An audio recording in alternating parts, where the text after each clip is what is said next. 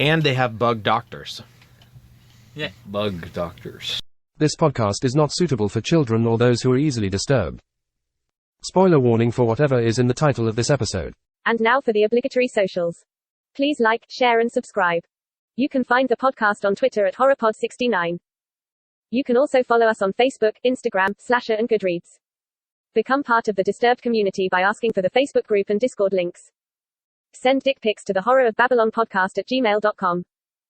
Support the show at patreon.com/thehorrorofbabylon.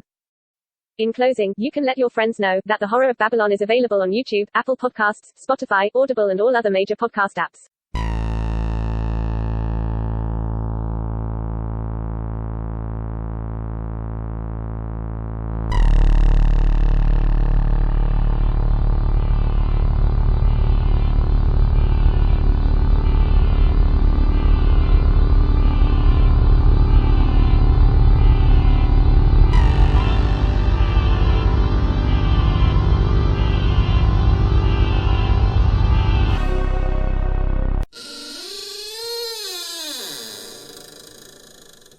Welcome to episode 122 of The Horror of Babylon, where Hef is discussing The Little Sisters of Eluria by Stephen King.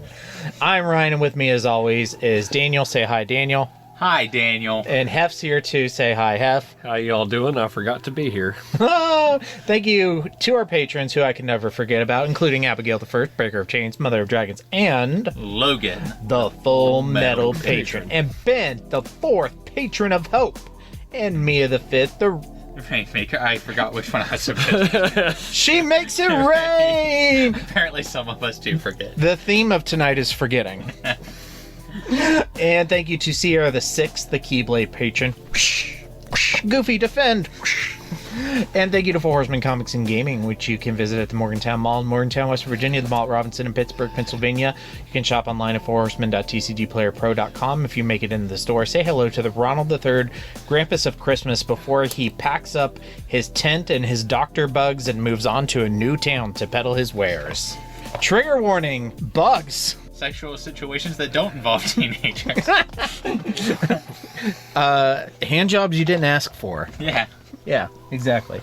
All right, our history with this Little Sisters of Eluria. I had this on our schedule back when we were doing The Gunslinger, and then I read that this novella has spoilers for Wizard and Glass, and I pushed it back to when we were doing Wizard and Glass, but Daniel had already read it, and I felt bad. And that's my history with the Little Sisters. And then I read it. It turns out I had already read this before, too. Really? I can't remember what collection it's in, but I've read that. It is in red. Everything's Eventual. So I've read Everything's Eventual. Yeah. So I had read it before and just completely forgot about it, aside from the sex nuns. Sex vampire nuns. Yeah. What's your history with the Little Sisters of Eluria? My history with Little Sisters of Eluria is similar to my history with World War II. He wasn't there. Very good. Oh, They're alluding to the joke that it's not a joke. I legitimately forgot that this was a part of the podcast we were supposed to read and completely dropped the ball and did not read this. that's okay. You showed up for your very first episode without having read the thing. Oh yeah, you're right. We were supposed to read Gotham by Gaslight. Yeah, we were. I do my homework now, though. You do very good. But you also showed up for Gyo, having read Uzumaki instead of Gyo. That's true. But the difference was on that one, I caught myself before. I caught myself beforehand on that one. Okay. This one I just fucked up. That's all right. Hey, this is just fun for me. Yeah. The vampire's a pure myth, superstition. I may be able to bring you proof that the superstition of yesterday can become the scientific reality of today. Background, this novella was originally published in the multi-author anthology Legends back in 1998. In 2002, Stephen King included it in his short story collection Everything's Eventual, and then in 2009 it was published together with the revised edition of The Gunslinger. And that's that. Another story in the classic, infallible three-act structure. Good enough for Aristotle, good enough for The Simpsons. Mr. Sislak, I have a feeling there's going to be one more act to this story. Well, I'm not hanging around for that. 4 acts. Structure and themes. I have been working under the impression that this was a short story. Apparently, it's considered a novella. Daniel, do you have any thoughts on that? I just know that there's like a word count that changes it from one to the other, so I'd have to look at the word count and go, yeah, this fits the definition. Well, it felt longer than most of his short stories. Yeah, I mean, I guess it is a novella. Like the Wikipedia and Stephen King website both call it a novella, so it is. But it's just, I had thought of it so long as a short story, it kind of threw me. It feels really short compared to the other, like, Gunslinger books. Yeah, I mean, aside from The Gunslinger, like, I mean, Drawing of the Three isn't very long, but the Wastelands and Wizard of Glass are so long, and this one is hop, skip, and a jump. Yeah. Hop, skip, and a hand job, and a dead dog, and a jump. So many other books that I read that are not Stephen King affiliated always just feel so much quicker now. Yeah. Like, was No Be So Fierce? Like Shogun. I read that. Oh, God. Just think of it as Reuni Kenshin, and you'll finish it faster. I don't think that's okay to think of it that way. Why? Why? Because it isn't. I mean, okay. It's got Japanese culture, but that's about it. Okay. He's right. I was just being I know, and I'm just asking them to explain. You're just okay. Why? You're like disappointed dad voice. Just like, okay, I'm glad you've come to that conclusion. It's not the 80s anymore, Pat. I just want to have an opinion, Dad. Why? This is what I'm talking about. No hogging. I want to fully have 2. All right. Okay, so I rearranged like our whole schedule because I found out there were spoilers in this book for Wizard and Glass. Having read Wizard and Glass and the Little Sisters of Eluria, if you were talking to somebody who was starting the Dark Tower for the first time and they asked, hey, when should I read Little Sisters of Eluria? Do you think it matters? And if so, when would you tell them to read it? I don't. I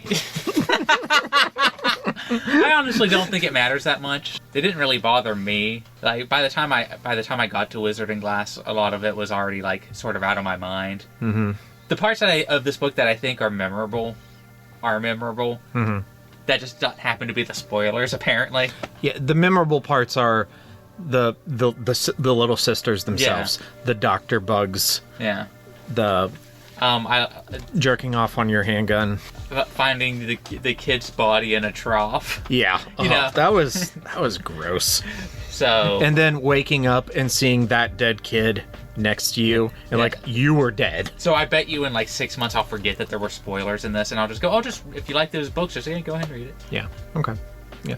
No, I agree. I don't like what it spoils is that Susan dies and that Roland kills Eldred Jonas. Yeah. Which I already kind of figured when I was reading that book. Yeah, it's pretty obvious that he's going to kill Jonas, and we already knew going into Wizard and Glass that Susan was doomed. Yeah.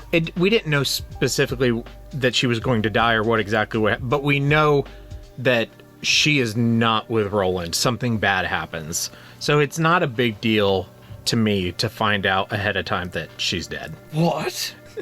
Anytime we cover vampire content, I always have to ask, so what do you think of this take on vampires? I like them.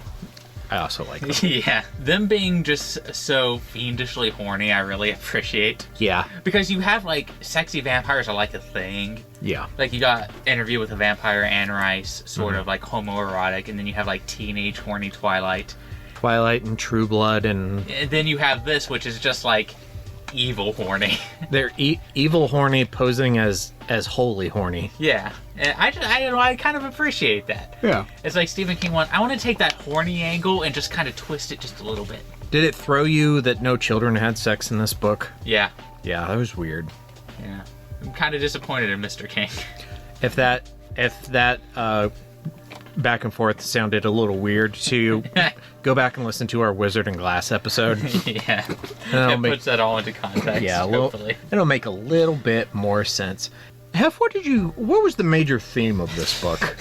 Well, being the scholar that I am, I've done copious amounts of research. And I found that the vampires themselves were really more of a metaphor for teenage angst. And that angst poured over the pages and washed me away in a way I have very rarely been washed before. Like when you watch the Flipper movie from the 90s. Paul Hogan is an unsung hero. I forgot that happened. It's the second time we brought up that movie on the show. Oh my god. Apparently I just hate dolphins. Why? Oh, because of Hank. Hiya! Happy Easter! They're all Stephen King. They're all sex perverts. My Duke, I love you. Mom, can I have a t-shirt? I already sent it in. I thought you were going to say yes. Hank reads Wizarding Glass and gets upon the child sex scene, and then he's like, "Get out of here! You're in trouble, all of you!" Don't you know you're a Jilly? That means you have responsibility. They're coming to get you, Barbara. Characters. We're going to get sick of talking about this guy, but we're discussing him. Roland Duchesne. You've reminded me the most of the gunslinger, Roland. In terms of time period, this is closest to... Yeah. Well, we don't actually specifically know that, but it seems to be closest to the gunslinger. He seems like he would throw a child off a cliff to get what he needed. And then Stephen King would think, oh, I want this guy to be the protagonist of 6 more books. I'm going to make a revised edition. Or actually, he doesn't justify... He justifies it in Drawing of the Three. It was to save the world. We have to save the Dark Tower to stop the world from moving on. You don't understand. It's the tower. Okay, you could have explained that first, buddy. Yeah. Yeah. Just not murder that kid that you have this whole, like, big brother hard-on for. Yeah. You don't take my appendix out before telling me what it's being taken out for. It's so it doesn't burst and poison your heart. Yeah, but tell me that first. Don't just come in with a scalpel and be like, taking this now. This is mine. Bro, what are you doing? I felt like this is one of the easier stories to put yourself in Roland's shoes, because in this story, it's very much Roland is a victim and things are happening to him. Yeah, he's reacting to a lot of this. Mm-hmm. There's zombie dudes over there. There's vampire chicks. It's the return of the mutant. What are they called? The mutant. The mutant muties. The mutant freaks. The mutant. It was something like carnies. That. Yeah. I forget what they're called. I also forget what they're called. But they're in this story too, and they attack Roland.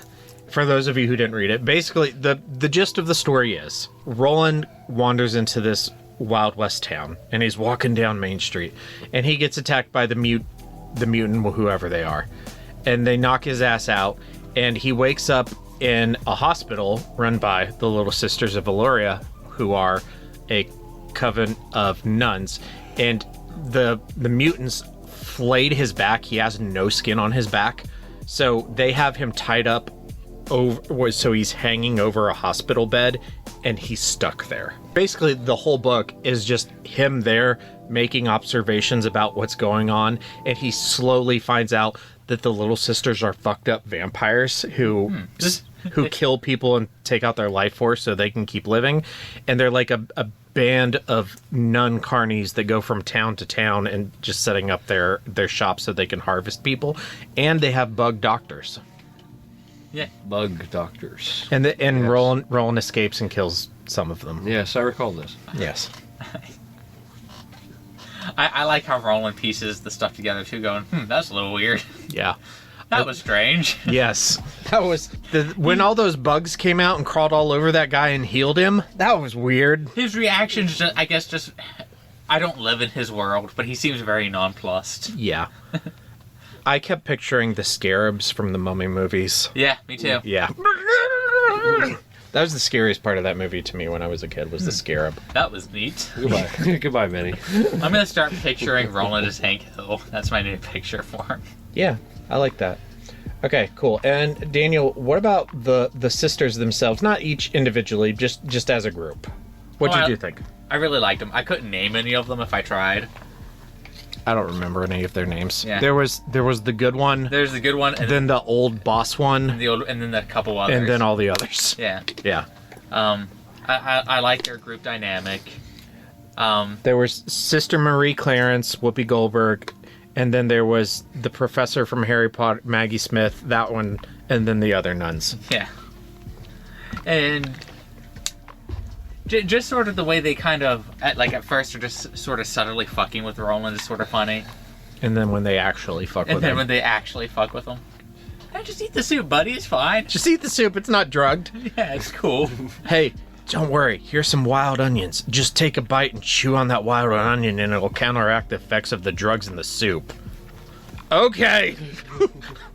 But hide the onions. Well, I've trusted everything else here. So why not? I'll kill you all! I'll drive you crazy, and I'll kill you all! I'm every nightmare you ever had. I am your worst dream come true. I'm everything you ever were afraid of. Scary shit, is the story scary? No, I think a lot of it's gross. I think the description of the boy in the water trough was gross. That was very gross. The idea of my back being flayed, that kind of freaks me out. That was going to be the second thing I was going to mention. And then just the bugs, being like completely swarmed by bugs. Because I already hate bugs. Yeah, like that. It's a lot like Wizard and Glass. It's icky. There's gross stuff. Actually, but this is like more like actual gross things, whereas Wizard and Glass was more like people being icky. Yeah. Yeah. Okay.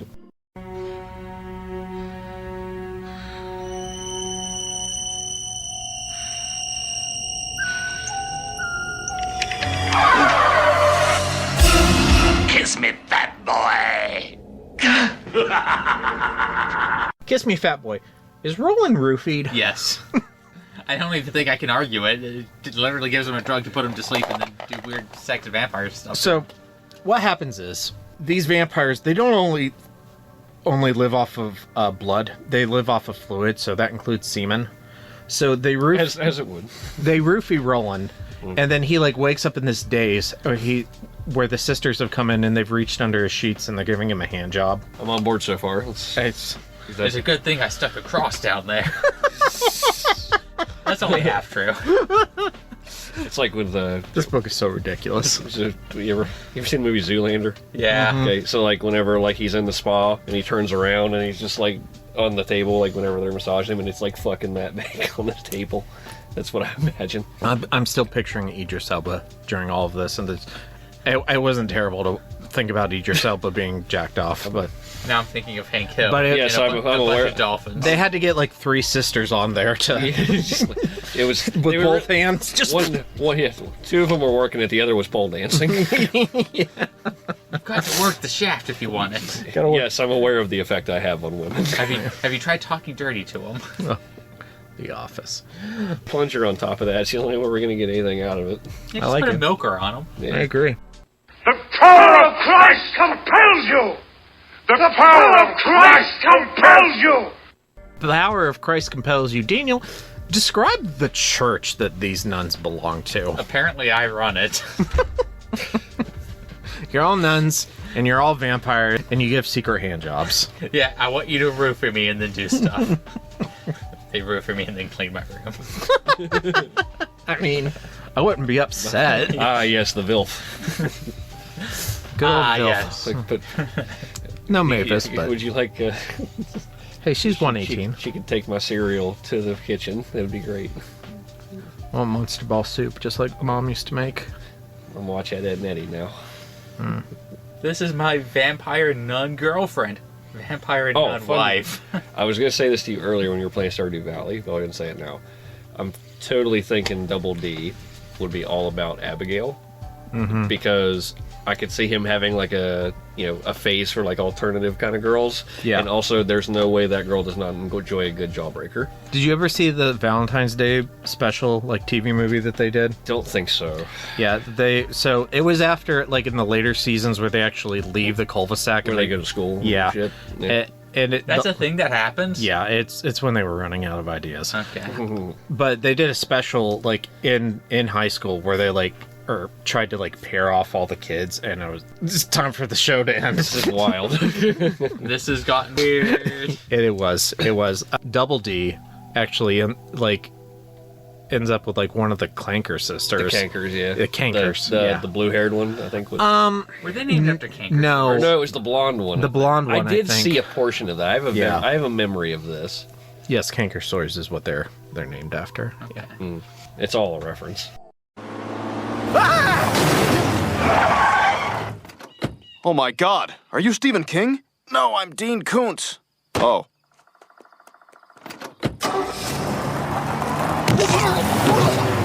Hef, what is your king for the Little Sisters of Eluria and your Koontz? Well, give us both. Both barrels. Okay, Double barrels. Both barrels. Okay. Well, But if you expect to kill me, then you will at least need to put blood or semen on that gun. You act like I haven't done that already. He's Batman. He's always prepared. I'm always prepared. As far as my king is probably the content in this book. I expect you to say Jesus is my king. Christ is king. And my Koontz is I wish it were longer. Yeah. No, yeah. Daniel? Okay, so my king is obviously the fucking vampire nuns, because I'm a degenerate. Yeah. And I guess my Koontz is just that, this is now the second time I've read this, and none of the spoilers actually stuck with me, and even past getting to the book that had the spoilers in them. So I guess there's just some parts that are forgettable. I think the beginning is slow. Yeah. It's not until he actually gets in the hospital. And then it kind of picks up. Yeah, it's pretty entertaining from there till the end. So, I'm just... Slow mutants. The slow mutants. How fitting. Okay, as long as no one makes them talk like Shimi did in the audiobook, I'll be okay. I get my king is also the Little Sisters, just kind of slash the crazy batshit stuff, like the doctor bugs, the hand job, it's like he just had ideas and went, yes. And I also loved that he sees this kid dead, like bloated body is floating in a water trough, and then he wakes up and the kid is alive next to him in the bed, and you find out later it's his twin brother. Yeah. But it's just like, did they bring him back to life? Like, what the fuck? It's just after the Wastelands and Wizard of Glass, it was just kind of a nice, short, like, off the hook kind of story. It was nice and simple. I like the idea of Stephen King having an easy button for his stories. Yeah. Just has a hat with like a bunch of things written in it. Just be like, all right, this, yes. He's the Family Guy writers, only his punchlines are better. Yes. And then Koontz, it just kind of has a slow start. Yeah. Rankings. Number one. It's your number one. All right. Yeah. Supposedly the best thing I've ever read. All right, sure, I'll put it on your number one. You got it, right there on the number one. Better than everything else. Better than everything else. He's going to read it and he's going to message me and be like, take that down. Oh, no, I won't message you. I'll just do it myself. Okay, that's fine. Right there, number one. Get on my level, peeps. Where'd I put it? I put it as my new number 25, Under the Wastelands and above Abraham Lincoln Vampire Hunter. That's probably a pretty good area for me to start. I'm going to put it right below the Wastelands. And also above Abraham Lincoln Vampire Hunter. So it's my 25 below Wastelands, above Abe Lincoln Vampire Hunter. Your 26 below Wastelands, above Abe Lincoln Vampire Hunter. Okay, cool. Consensus is nice on occasion. Hef says this is the best thing since the Bible. Check it out. Which Bible? All of them. Are you a King James guy or? I like the first Catholic. I like Old Testament because I feel like it's more of a twist ending kind of scenario. I am also into Old Testament, aka the Tanakh, the Jewish Bible. That's what I'm all about. L'chaim for life. Homework: if you were a member of the surviving Little Sisters, how would you invent a new cover story? I wouldn't. I would just hope that Roland doesn't show back up. I would take a page out of Kevin Bacon's book, and I would strike out on my own and go to a new town in Midworld and teach them to dance. And then when they are too tired from dancing, I would suck their blood. So I would be a plant. Do you work for the FBI? For further reading, The Library Policeman by Stephen King is another Stephen King novella that's kind of an alternate take on vampires. Recommend that. It's a good book. There is some icky things in that book, but... How old was he, Ryan? It's like 10, 11, 12, something like that. Very icky. Yeah, it was... The ejaculation was unnecessary. That's no. Hef, do you have any recommendations for people who enjoyed The Little Sisters of Eluria? The back of your eyelids are real nice sometimes.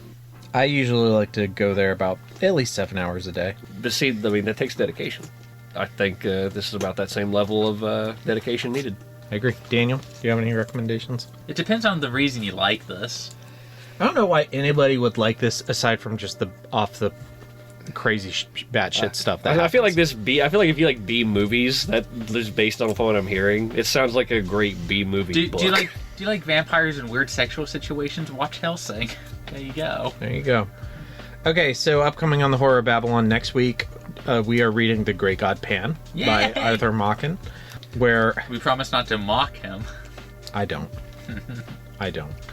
I'll tell you, I'll go ahead and tell you, my Koontz is a specific line that I just feel like is either I'm too dumb to understand it or it's badly written.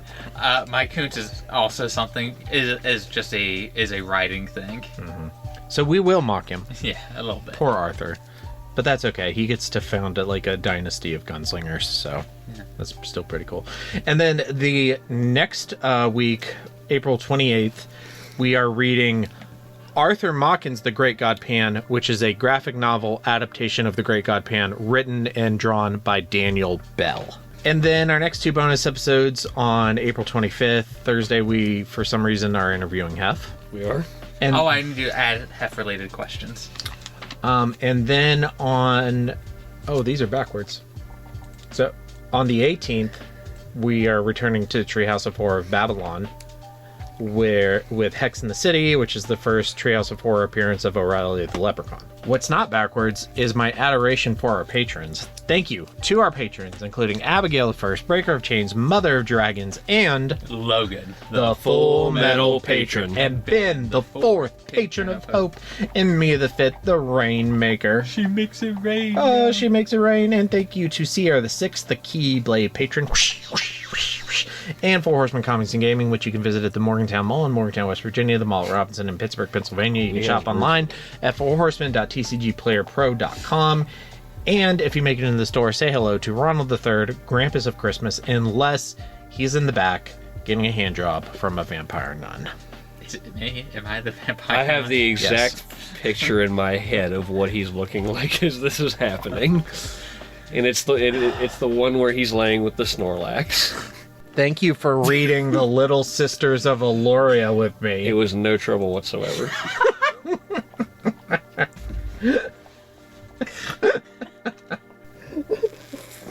Thank you to our patrons.